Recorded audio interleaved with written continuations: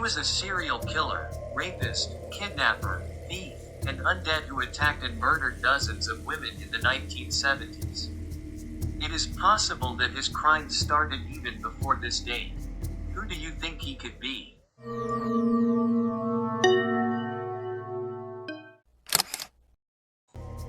Always trying to extinguish the light of truth. But in every darkness, a butterfly of hope and justice flies, to show that even in the darkest nights, there will be light of victory.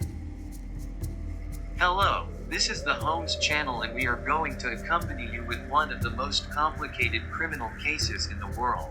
After more than a decade of denial, he confessed to murdering more than 30 young women between 1974 and 1978, shortly before his execution. The actual number of murders committed by him is not fully known. She was born on November 24, 1946 at the Elizabeth Lund Institution, which served single mothers in Burlington, Vermont. His mother was Eleanor Louise Cowell, and the identity of his father has never been determined with certainty.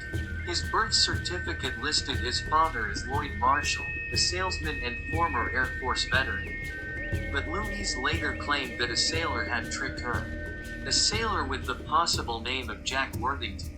Her family suspected that the baby's father, Samuel Cowell, may have been Louise's own abusive father. Well done, you guessed right, it was none other than Ted Bundy.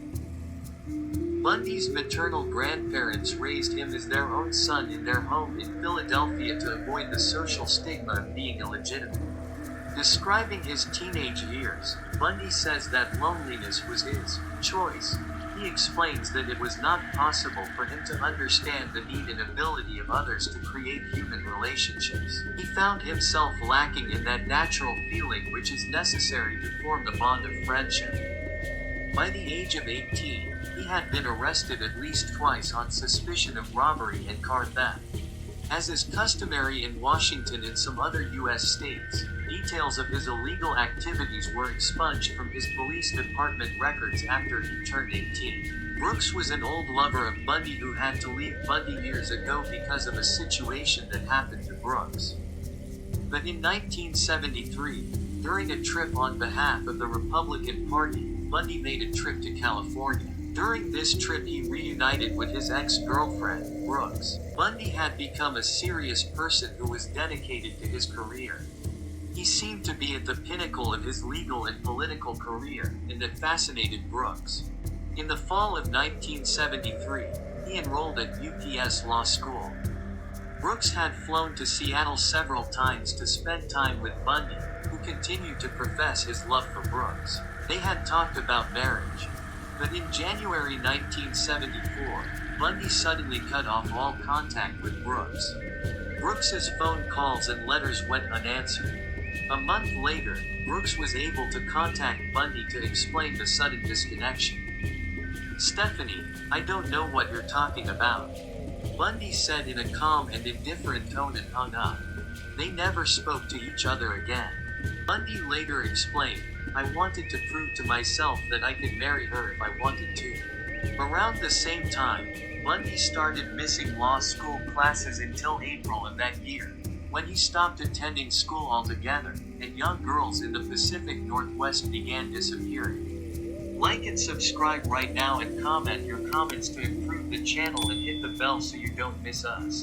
Bundy is described as having good looks and a charismatic personality. These two characteristics helped him gain the trust of his victims. In many cases he would approach women in public places posing as someone with an injury or disability and ask them for help with something, for example carrying some books. He would use this tactic to lure them to a secluded place. In some cases, he would appear as a police or fireman and use his fake legal authority to escort the victim.